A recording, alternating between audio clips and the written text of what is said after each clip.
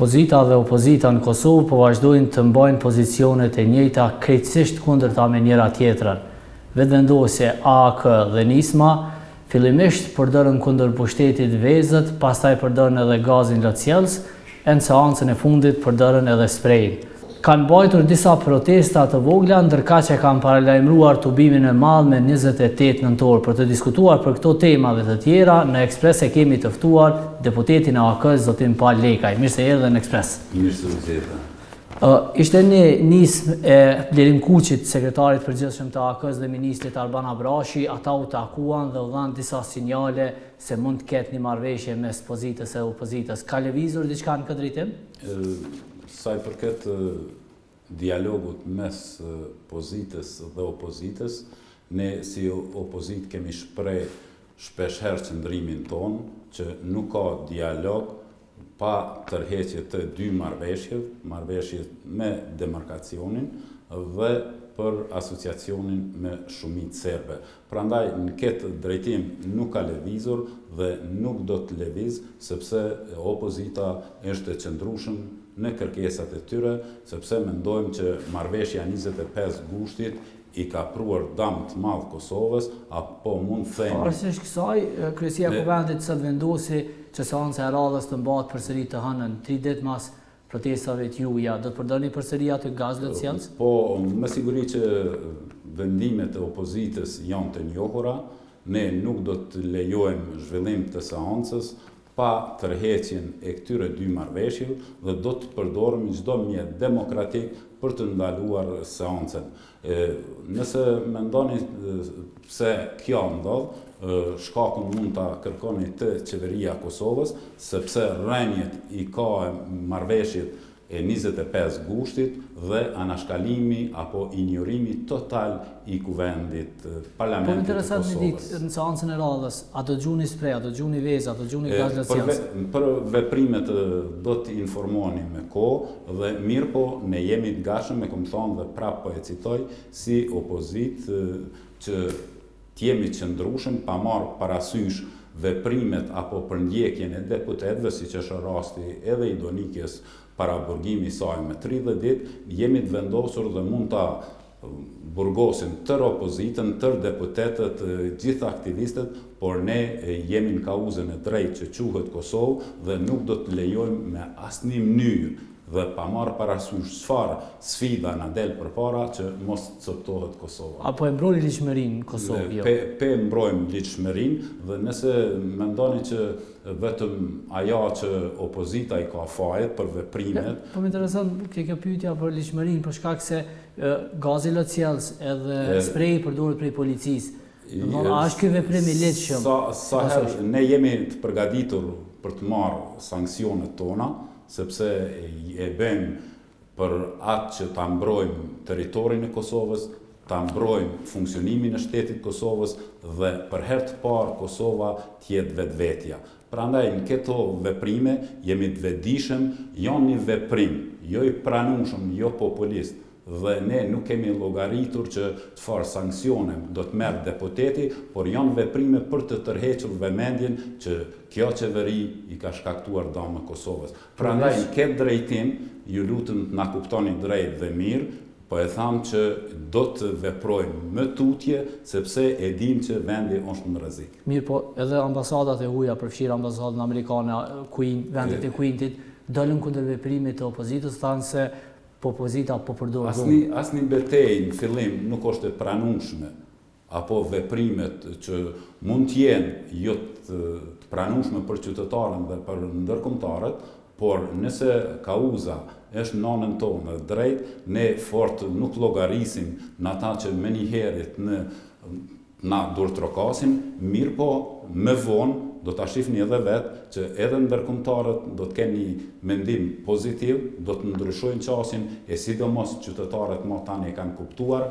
që kauza është në anën tonë. Fatmir Limaj në një bisedë për komitet tha që e dënon dhunën qoftë policisë, qoftë të opozitës. Cili është pozicioni i AK-s këtë situatë? Po çdo dhunë duhet dënuar dhe nuk është e pranueshme.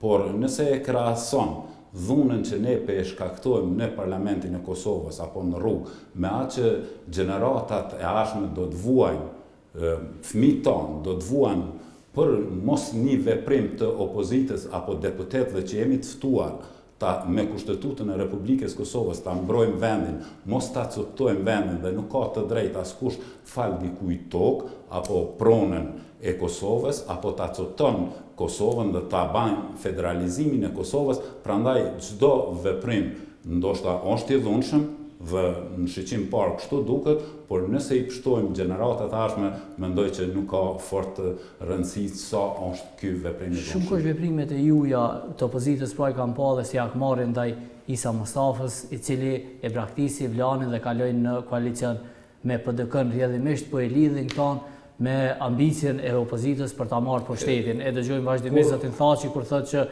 ju po dëshironi ta merrni me dhunë kur thonë kështu, në shiqin parë ndoshta të shumë analistë dhe gazetarë dhe qytetarë që ndoshta nuk analizojnë në mënyrë analitike atë çka po ndodh në Kosovën, jepni perceptim të tillë. Mirë po, në asnjëherë nuk më ka shkuar ndërmend nga vetja po nisëm që t'i hakmirën Isa Mustafës për veprimin apo tradhtinë që e ka bën ndaj Vlanit. Dhe nuk mendoj që e tërë shkaku është aty, por shkaku dhe qëllimi kryesor është ndalja e këtyre marrëveshjeve që i bën dam Kosovës. Dhe në këtë drejtim këtu nuk kisha nda as Isa Mustafën, as Hashim Thaçin, as të tjerët që kanë menduar që do të anashkalojnë opozitën dhe mos konsultohen dhe t'i quajë ato numra rebelus që mund të shesin Kosovën apo ta ndajnë Kosovën në dy Kosova dhe ta binë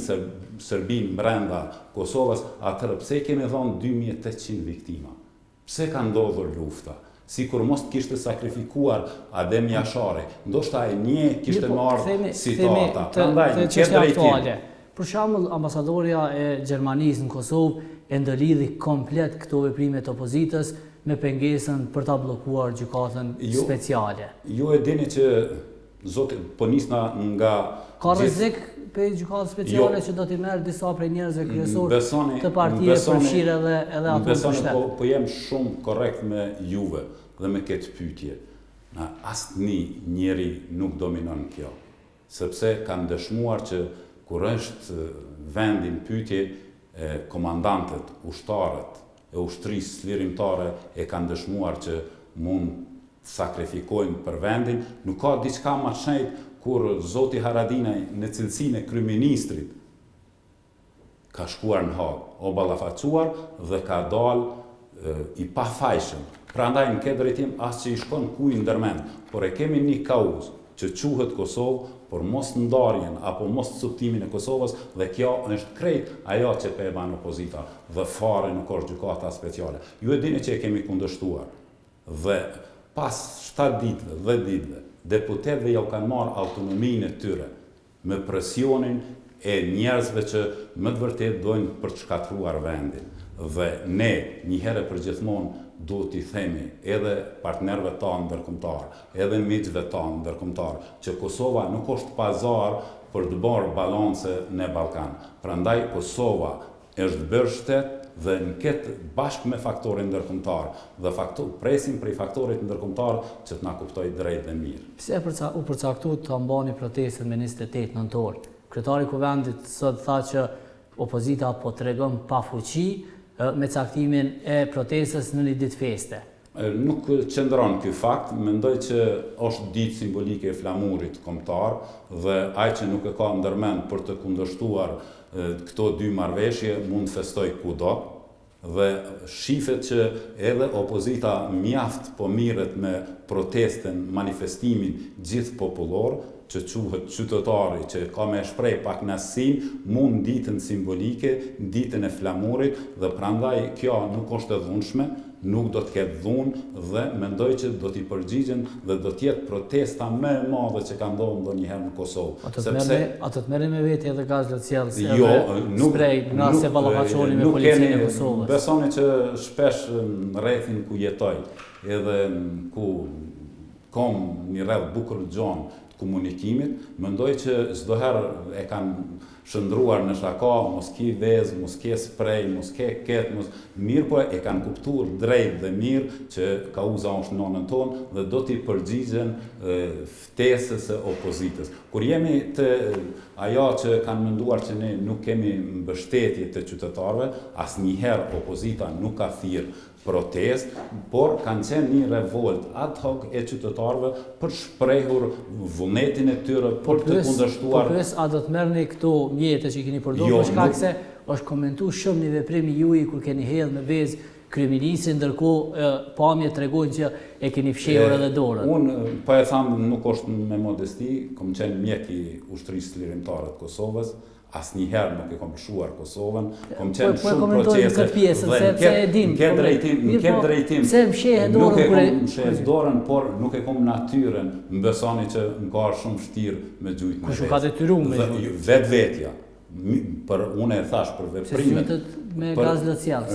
Nuk e kom pat arsyeshme sepse gjithë opozita ka gjujt me gaz lëcjelës. Gjithë opozita e deputetët do thotë ne kemi marrë vendim unanim i opozitës dhe nuk është më rëndësi kush ka gjujt. Mirë po t'jeni të bindur që asnjëherë nuk jam shef për veprimet e mia që kanë qenë drejta, po ndoshta edhe unë si individ mund të gaboj. Mirë po, asnjëherë nuk më ka shku ndërmend që të më shefem apo të frigohem për një veprim. A ka mundësi të shohim prapë duke gjuajtur vezë Kuvend Kosovës edhe gaz lëcjelës?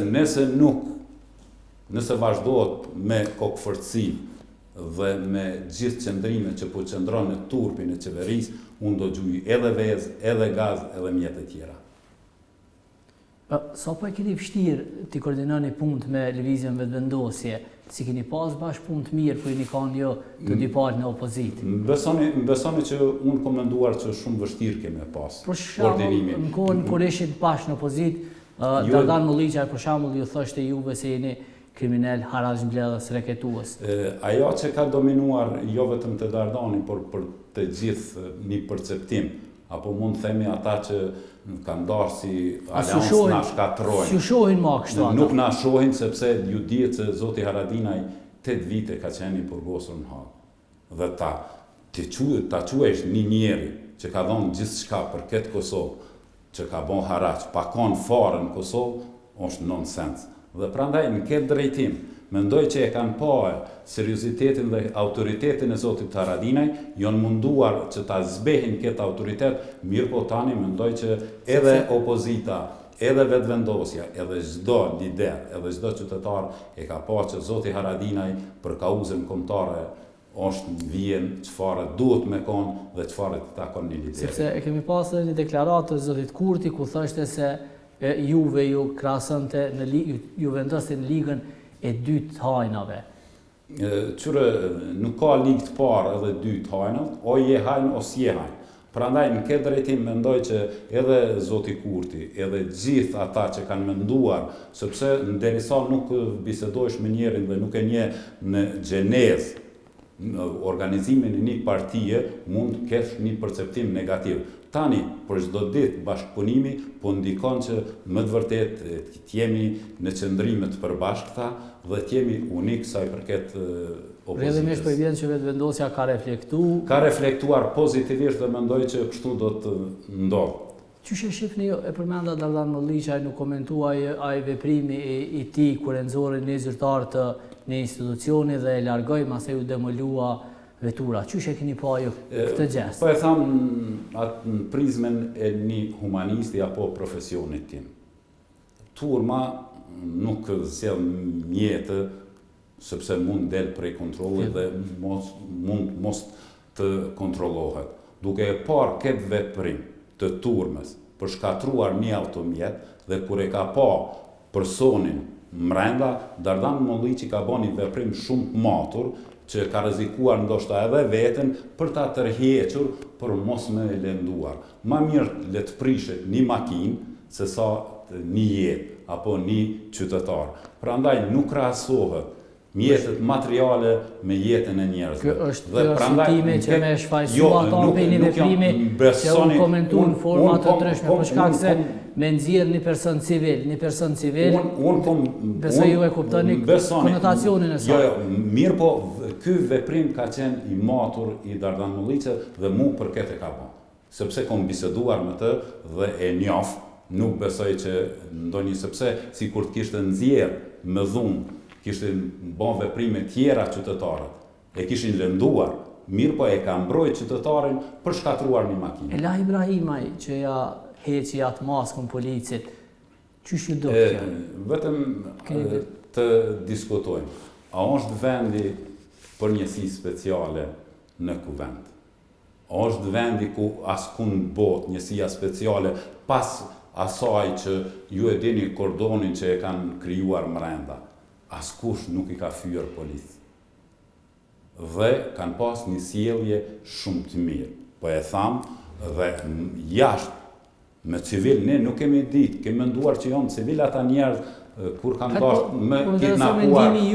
Për këtë gjest të zotit Lah Ibrahimaj. Zoti Lah Ibrahimaj, unë nuk jam avukati tina, por ajo që mund të them, zoti Lah Ibrahimaj e ka kundërshtuar prezencën e njësive speciale në kuvendin e Kosovës. Sepse identifikimi i policit u komentua dhe se identifikim nështë Ju e dini që zoti Lah Ibrahimaj e ka mbrojt vendin. E ka mbrojt mirë, por kjo nuk e amneston me identifikuar dhe bëve vetëm t'ju them, policia e Kosovës, si kur të përdoret për ta mbrojtur kufinin apo territorin që quhet Kosovë, mendoj që gjithë ne ishëm kontra tyne.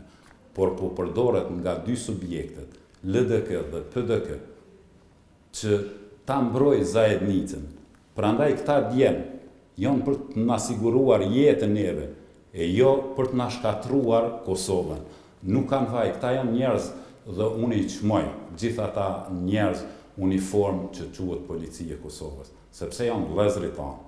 Janë njerëz që kanë sakrifikuar për këtë vend dhe sakrifikojnë për çdo ditë ballafaqohen me mënyra më të ndryshme.